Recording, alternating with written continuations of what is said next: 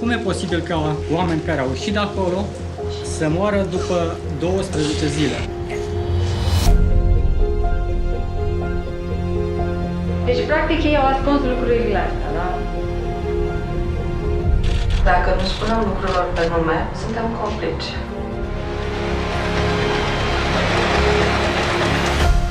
Povestea e atât de halucinantă încât mi-e teamă că o să părem nebuni.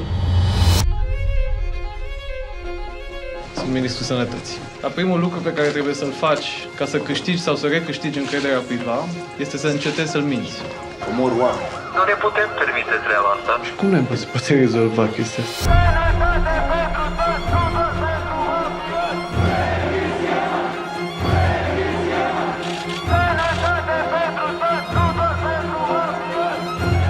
Și noi am avut o încredere oarbă în autorități.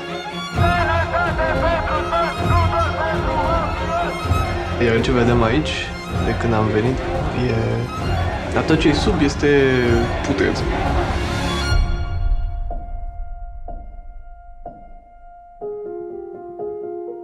În momentul în care presa ajunge să facă reverențe autorităților, autoritățile se vor puta rău cu oameni, cetățeni. Întotdeauna se întâmplă asta, pretutindeni în lume, s-a întâmplat și în cazul nostru.